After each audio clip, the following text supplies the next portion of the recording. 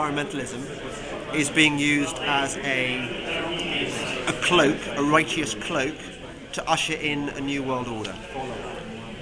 Which will not only increase taxes on every American, but will also transfer our national sovereignty and rights to a tyrannical world government, all in the name of saving the earth.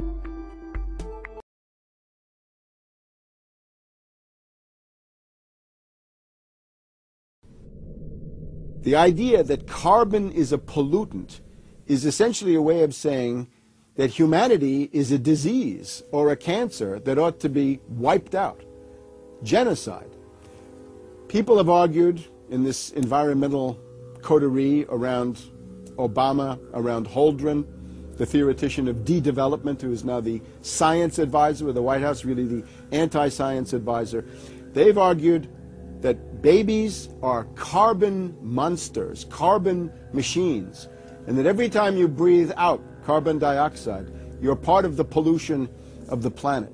This is an absolutely anti-human doctrine. Environmentalism is based on certain moral premises, and it has certain views about the relationship of man to nature. And I mean, fundamentally, I think that it sells itself as a movement that's devoted to sort of protecting the environment, so that in the future, future generations can prosper and flourish and have a beautiful world to live in. But the fact is that if you look at the causes that environmentalists have pushed, it inevitably is the case that there's a conflict that's set up between human interests and nature. And the real nature of the movement is that it's profoundly opposed to human values, to human flourishing, to human productivity, and I think that is what's happening here. Is that the movement has an agenda of opposing human productivity and human flourishing. And do you think that that's because they believe they're right, or do you think that it's a form of deception for the sake of something else, profit, whatever? No, I think most environmentalists have a certain moral perspective which they think is right, and most people I don't think necessarily see the full implications of basic premises. I think leaders of the environmental movement, the Paul Ehrlichs of the world, who go around saying that we need to have population control through involuntary methods if necessary.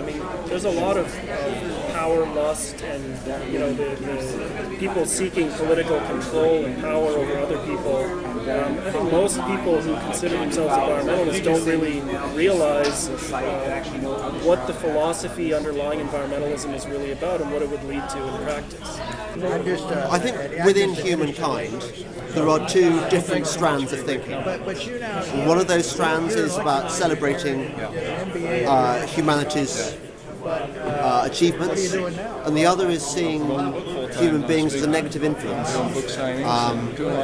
You see it, for example, in the number of Greens who are also interested in population control.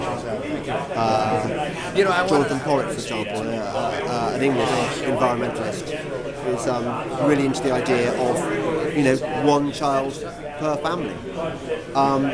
I would say that is a negative view of humanity, and there is a kind of weird hatred of mankind built into so much of the Green movement. We have sinned, we are guilty, we must punish ourselves, we must wear hair shirts. Whereas I think those of us on my side of the debate have a more positive view of humanity. Actually it's nice having more than one kid, and that one shouldn't deny it people, and that humans generally do good work on the planet. They achieve, through art, through culture of various kinds, that we're here to stay, and actually we evolve. We develop new technologies to deal with when resources start running out. We find new ways of, powering ourselves, etc. Do you think that there is another issue as far as eugenics, by which I mean specifically population reduction, And if so, what is the motivation for that? The eugenics aspect, of course, was one of the major features of the early 20th century progressive movement. It has not been really brought out very heavily in the last 30 years, although during the 1960s and 70s, into the 80s, Paul Ehrlich and so forth, population control, the population bomb, all the rest was tied to eugenics, but they didn't use the word eugenics. And it's there in the background, there's no question. You can look at some of their writings and so forth, and eugenics is still a major component. They do not talk about it, nor is it the main thrust of what they're trying to do right now.